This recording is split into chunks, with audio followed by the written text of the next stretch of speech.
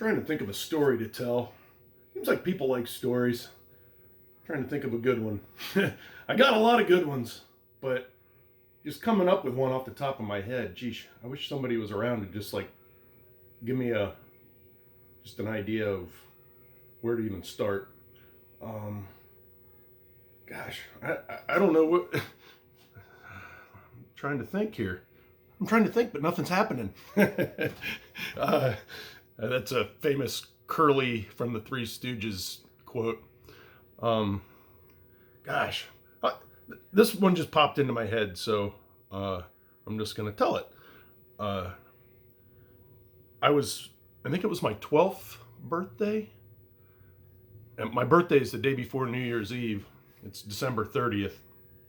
And my mom's sister, my aunt, I think it was on my birthday morning. I woke up and I was up north, and it was my mom's two sisters actually. For whatever reason, they were like, "Do you want to go skiing?" And I was like, "Well, I've never skied before." And they're like, "We'll take you skiing for your birthday," and I was like, "Okay, I'm willing to try it." So yeah, they took me to in Burton. What's the name of that place? It's just a small little ski place up in Burton, Ohio. And no lesson or anything, just rented skis and boots and poles. And I forgot that was on my birthday. Yeah, I forgot that was on my birthday. The first time I ever skied, I think it was my 12th birthday. And I fell a bunch, and I just stayed on like the little kiddie hill, you know. But that was the first time I was ever on snow skis. And gosh, I still ski to this day. I don't know if it's because of that, but if I wouldn't have learned then, I'm sure not going to pick up skiing when I'm 45. I'd definitely kill myself. And I've never been the best skier in the world. I was on the ski club in high school. I did that. I think we went once a week to Clear Fork. Yeah, once a week. I think there was like 6 trips or something.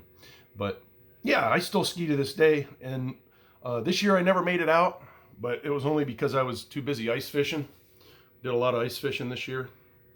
And snowmobiling, I got into snowmobiling. I don't really snowmobile all that much anymore, just because we don't get much snow around here to ride. And my buddies that go up to Michigan to ride, my best buddy, he moved away. He's down in Tennessee now, but he was out in California for a while, in Texas, and so I still got another buddy that goes up to Michigan. But my snowmobile's like a 2006 or 7, so it's older, and it just, compared to those new machines, I went like 3 years ago with my buddy Alex, and he has a brand new Skidoo something or rather, and mine's just as fast as like the new ones. Like it's a 700, and it's got like 150 horsepower, and it's like a street bike on the snow, basically, is what it's like. But the suspension and the way those new ones sit, like mine, it's old enough where you're sitting on the back of it, and every bump you hit kind of like kicks you up. And his, you sit like right in the middle, so the machine's doing this over the bumps, and you don't even feel the bumps on one of those new ones. So those guys are all like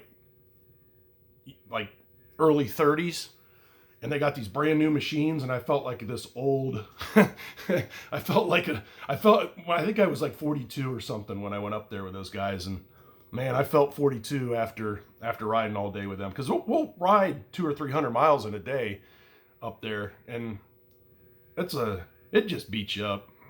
And I'm not in the kind of condition I was 10 or 15 years ago either, so a 200-mile day on the snow, gosh, yeah, I definitely feel it.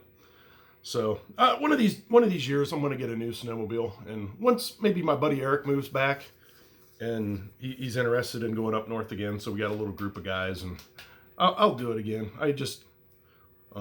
I got too many hobbies. I got a lot of hobbies. I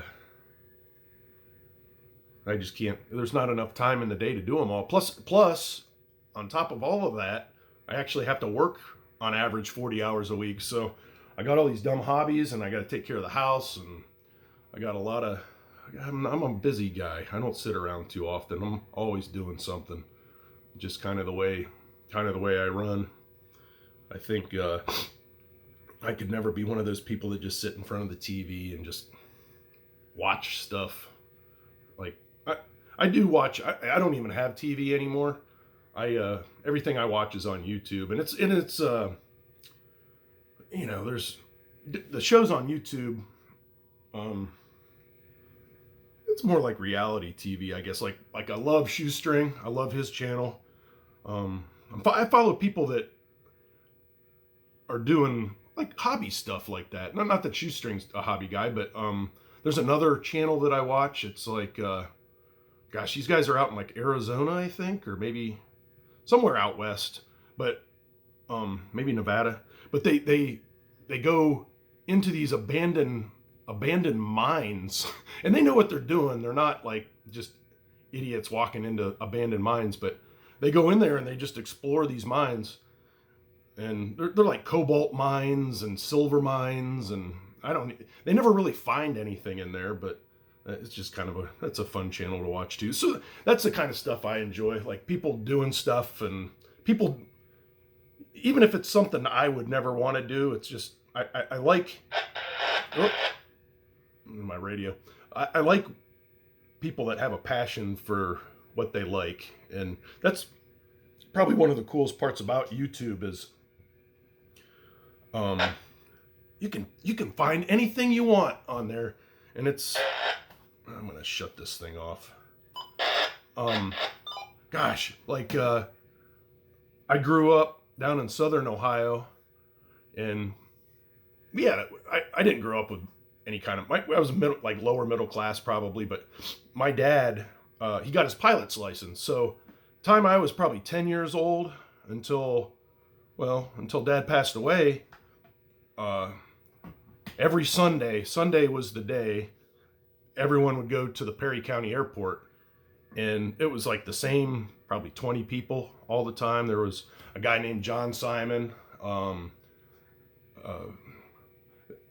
bunch of people. And so my dad and my brother both had their pilot's license, so they were always up flying, and we only had a 2-seater airplane, so I was left behind a lot of times. And these guys, they were older, probably in their 50s or 60s back then, and I was like a 12-year-old kid, and I'd just be sitting there, and they'd be like, "You want to go up?" And I'm like, "Sure, I do." And so I got to fly just as much as they did every Sunday. I mean, and like that John Simon guy, he'd be like, "Well, where do you want to go?" And I was like, I don't know. He's like, "Do you want to fly over your house?" And I was like, "Sure." So, yeah, he would take me anywhere I wanted to go. And he taught me how to fly over the years. Well, even my dad did. I could fly a plane at one time in my life. I never got my license, but only thing I was never great at was actually like landing, like taking off and flying around. I could do all that. Landing, I never quite perfected that, but I'm sure I could pick it up again pretty easy. So anyways, one of the things I loved doing, and I wish I had it on video or on just even pictures of it, was I would always make John fly over the rail yard in Fultonham, Ohio, which is all gone now. There's nothing even left anymore of any of that stuff. But I would always make him take me over the rail yard, and we'd circle around the rail yard. And he goes, "What, do you have a girlfriend here in Fultonham or something?" I remember him saying that to me. And I'm like, "No, I just want to see the trains from the air." Because when you're up in the air like that, and we were, I don't know, 500, 700 feet, like something like that. But it all looked like a model trains is what it looked like to me. And I just liked seeing it from that perspective. It was pretty neat. So, well, these are a couple stories. I feel like I'm rambling, but I think people enjoy my stories. But I mean, I can talk about, as you can tell, like I had no plan as far as what I was going to talk about, and here I am still rambling. But I can definitely spin yarns with the best of them. I got a lot of fun stories. I mean, those aren't even good stories. They're just life experiences, I guess. It's not like some of the good stories. I'll just have to have like story hours sometime, because some of my funny stories, God, some of that stuff probably shouldn't even be alive. just dumb stuff you do when you're a kid that I would have no desire or capacity to do now. Like I'm pretty chill anymore. I don't do too many stupid things. Just I do fun things. That's what I try to do. So, anyways, hope everyone enjoys this little conversation. If not, give it the thumbs down and I won't do any more. But yeah, I'm gonna make somebody suggested today about making a video here in the arcade. I'll turn it all on here maybe in an hour or two. And I've done a couple walkthroughs. So if you want to see the arcade a little better, you can just Google or YouTube my name and just put arcade or video games or something like that. It'll pop up with the ones where I'm in here talking about it. And I did a video on every game in here with the exception of Dragon's Lair. I've been kind of saving that one for a later date, but I've done a video of every machine in this room and kind of why it's in here, because I could have any game in here I wanted, more or less.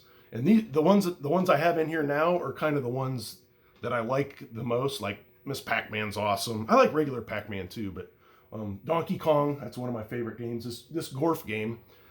Well, I'll just save it for later. I'll save that for later. But there is a story behind each one in here and why they're in here.